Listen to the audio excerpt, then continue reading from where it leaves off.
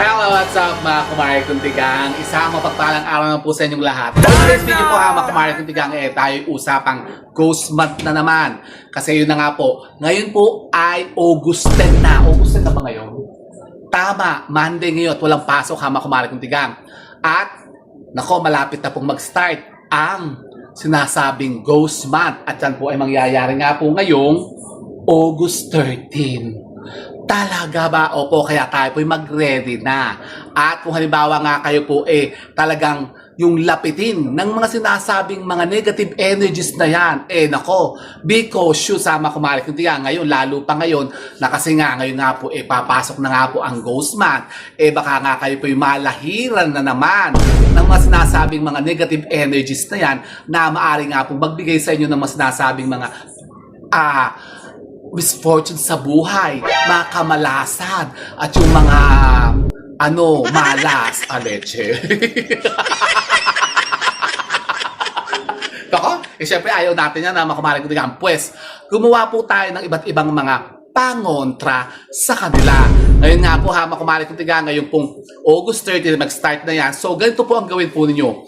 Mainam po makumalit ng tiga kung kayo po ay maglagay na agad nito dyan sa mga trangkahan po ng mga pintuan po ninyo. Dyan sa mga main door nyo makumalit ng tiga, kayo po ay magsabit po nito. Nako, talaga namang ito, tabak-tama kasi ito pong aking puntanin po ditong suha. Talaga naman tingnan nyo, fresh na fresh talaga suha makumalit ng tiga.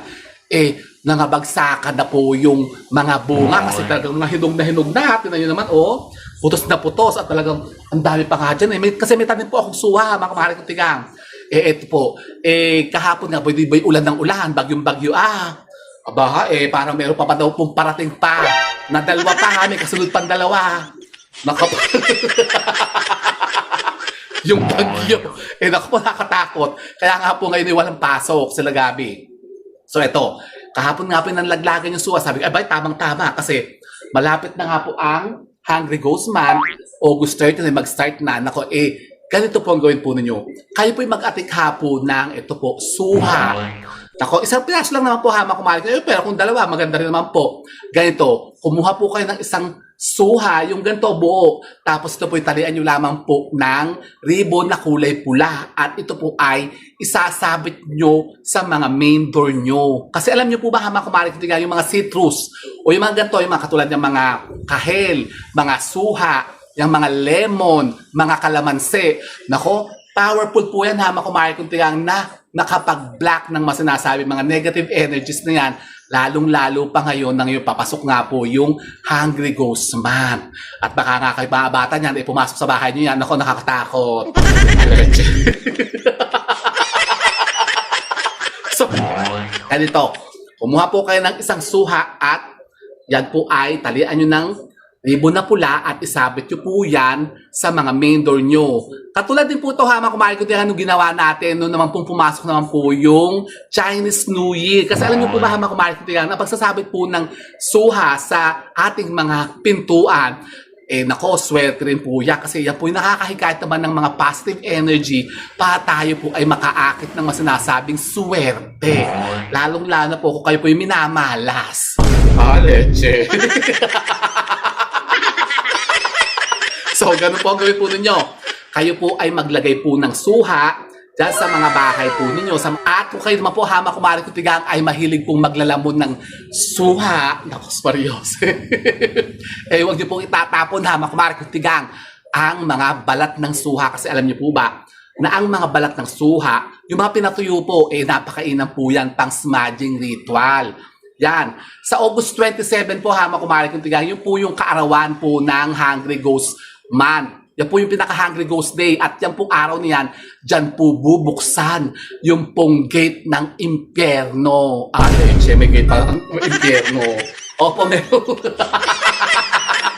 Siyempre, kapag binuksan yan, ay di makakalabas. Ang mga yung mga naandun, yung mga kusinong mga naandun sa impyerno. Di siyempre kapag ka nasa impyerno, masama yun. Yun na nga, yung mga hungry ghost na yan, o yung mga kaluwang gutom na gutom at pasal na pasal, ay naku, halabasin daw ni Taning. Maglilima yon sa ibabaw ng lupa. Tapos ipupunta yan sa mga bahay-bahay. Kasi baka nga halimbawa, mga kamag-anak nyo, katulad bawa, yung mga kamag-anak yung mga pagkawalang hiya din naman. Siyempre, nasa impyerno yung tsak.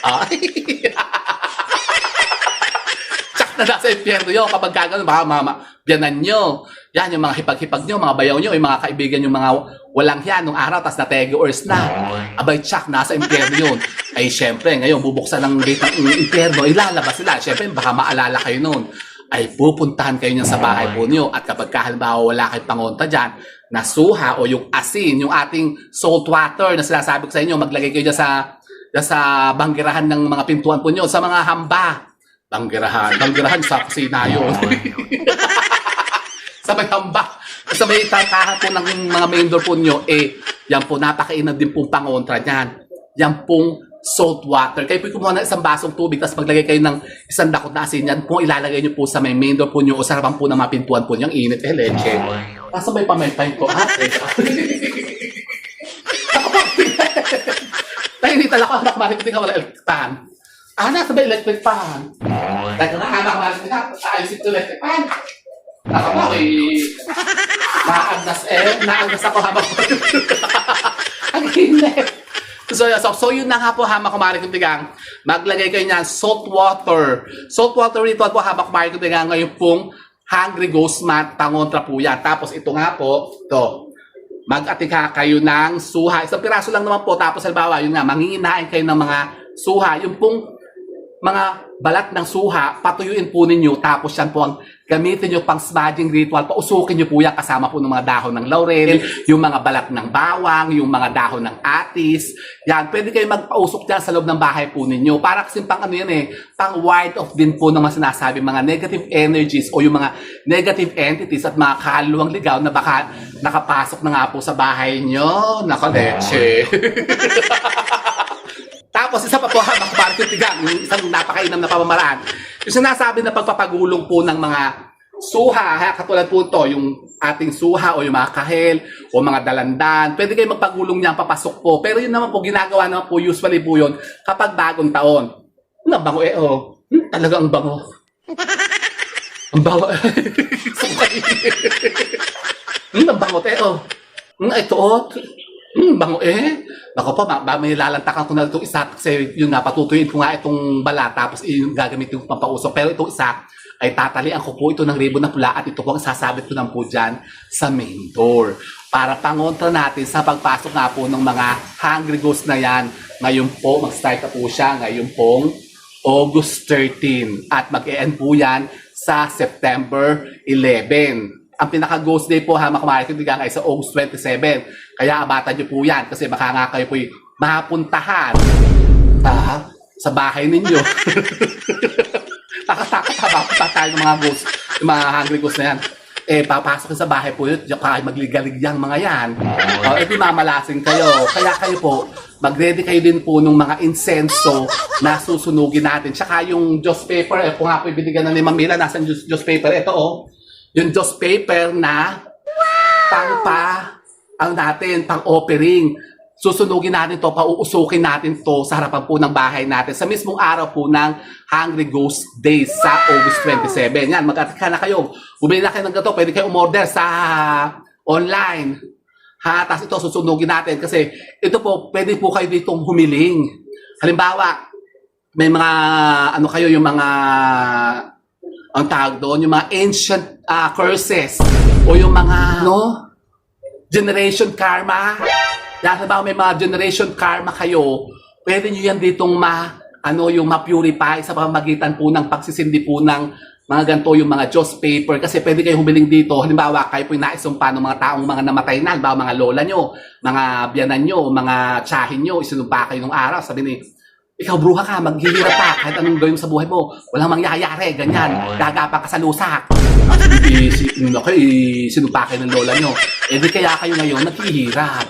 So, pues ngayon, pwede natin silang i-purify sa pamamagitan po ng pagsisindiga po ng mga Diyos paper, ito po ganito, para kayo po yung makapag-purify ng mga sinasabing mga sumpang yan na maaring nga nagiging dahilan, kaya kayo po minamalas ngayon sa buhay nyo. Ganun pala. Opo, di ba? So, ganun po, kumari ko tigang. Pag-atikana kayo nito ng ating mga suha at talian nyo po yan ng ribbon na pula. Isapit nyo yan sa mga main door po ninyo. Ang isa naman po, kainin nyo, lapyukin nyo, tapos ang balat po, patuyin nyo. Yan po ang gawin nyo pampausok. Pang-kontra po yan, pang-ward po ng sinasabi mga hungry ghosts na yan na maaari nga pong pumasok sa bahay po ninyo. At mamalasin kayo. Oh, siyempre ayaw natin noon, Hama Kumari Kuntigang. Kaya gawin nyo po yan. Subukan nyo po ito, Hama Kumari Kuntigang. Ito po isang napakainam na pamamaraan para yung sasabi nga po mga kamalasan na yan, makontra natin naman, Hama Kumari Kuntigang. Oh, so with that, mga Kumari Kuntigang, sana may napunod ba kayo mga bagong idea at kalaman sa pagkontra sa mga sinasabing mga kamalasan na yan. And with that, mga Kumari Kuntigang, keep safe and God bless. Thank you for watching.